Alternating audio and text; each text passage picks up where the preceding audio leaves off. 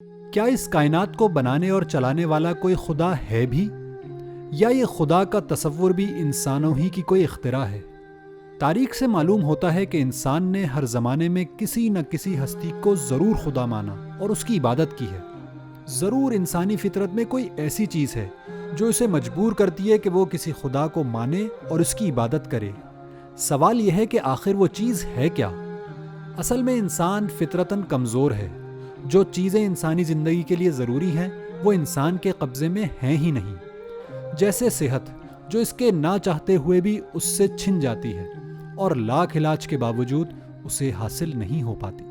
پھر جو چیزیں انسان کے لیے فائدہ مند ہیں جیسے اولاد، تو ان کا ملنا بھی اس کے اختیار میں ہے ہی نہیں۔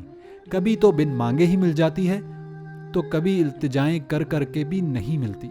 اسی طرح آگ، طوفان، سیلاب، زلزلے، بادلوں کی گرج اور بجلی کی کڑک، سورج، چاند اور تارے، ان سب کی شان و شوکت سے انسان متاثر ہوتا ہے۔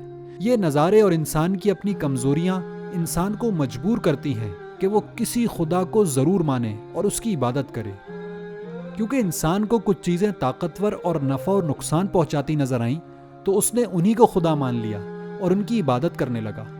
جیسے انسان نے آگ اور سورج کو پوجا، سانپ، ہوا، پانی اور گائے تک کو پوجا، لیکن پھر اسے معلوم ہوا کہ یہ سب چیزیں تو خود محتاج اور کمزور ہیں، ایک لگے بندے خدائی قانون کے خلاف کچھ بھی نہیں کر سکتی، بس یہ تو خدا نہیں ہو سکتی۔ پھر اس نے محسوس کیا کہ ان ظاہری چیزوں کے پیچھے ضرور کچھ ہڈن فورسز ہیں جو ان پر حکومت کر رہی ہیں۔ یہاں سے خداؤں اور دیوتاؤں کا عقیدہ پیدا ہوتا ہے اور مختلف چیزوں کے الگ الگ خدا مان کر ان کی خیالی صورتوں کی عبادت کی جاتی ہے۔ پھر علم کی روشنی بڑھتی ہے تو عظیم الشان کائنات کی ہم آہنگی دیکھ کر بہت سے خداؤں کو ماننے والا انسان یہ ماننے پر مجبور ہو جاتا ہے کہ ایک سب سے بڑا خدا بھی ہے جو چھوٹے خداؤں پر حاکم ہے، ورنہ اگر سب خدا خود مختار ہوں تو کوئی ایک بھی دوسرے کے ساتھ نہ چل سکے اور یوں یہ کائنات تباہ ہو کر رہ جائے۔ یوں انسانی معاشرے کا علم بڑھنے کے ساتھ خداؤں کی تعداد گھٹتی چلی جاتی ہے، یہاں تک کہ شعور کی بلندی پر پہنچ کر انسان ایک خدا کو ماننا شروع کر دیتا ہے جس کی خدائی پوری کائنات پر محیط ہے، جو سب سے زیادہ طاقتور، سب پر حاوی اور با اختیار و باخبر ہے۔ مگر اس ایک خدا کے متعلق بھی انسانوں کے تصورات میں بہت کچھ جہالت باقی رہتی ہے۔ انسان نے کہیں اس خدا کو خالق تسلیم تو کر لیا، مگر کائنات کے انتظام کے لیے وزیروں اور مشیروں کی طرح چھوٹے خدا اور دیوتا ایجاد کر لیے۔ کہیں اس ایک خدا کے لیے بیوی اور بچوں کا تصور گھڑا، اور کہیں اس تک رسائی رکھنے کے نام پر برگزیدہ انسانوں کے وسیلوں کو اپنے لیے لازم قرار دیا۔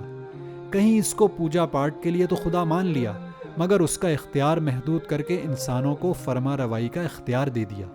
انسانی معاشرے میں خدا کا ایک اور تصور بھی ہمیشہ رائج رہا ہے، اور وہ ہے خدا کے تمام تصورات سے اوپر کا درجہ، یعنی لا الہ الا اللہ کا تصور۔ یہ وہ علم ہے جو اللہ نے نبیوں کے ذریعے سے انسانوں کو بھیجا۔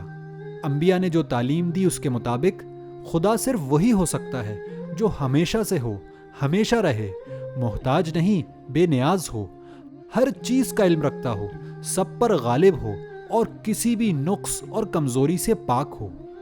یہ تمام صفات ایک ہی ذات میں جمع ہونا ضروری ہیں، کیونکہ سب پر حاکم تو ایک ہی ہو سکتا ہے۔ یہ صفات بہت سے خداؤں میں تقسیم نہیں ہو سکتی، کیونکہ اگر حاکم ایک، عالم دوسرا اور رازق تیسرا ہو تو ہر ایک خدا دوسرے کا محتاج ہوگا۔ یہ صفات کبھی ایک میں تو کبھی دوسرے خدا میں منتقل بھی نہیں ہو سکتی، کیونکہ جو خود زندہ نہ رہ سکے وہ ساری کائنات کو زندگی نہیں دے سکتا، اور جو اپنی حفاظت نہ کر سکے وہ حاکم کائنات نہیں ہو سکتا۔ خدائی کے اس صحیح تصور کے ساتھ ساری کائنات پر نظر ڈالیں تو آپ کو کائنات کی ساری چیزوں سے خدائی چھین کر یہ اقرار کرنا پڑتا ہے کہ صرف ایک ہی ہستی ہے جس کی پرستش بھی کرنی چاہیے، اور اسی ہستی کے حکم کے ماتحت زندگی گزارنی چاہیے۔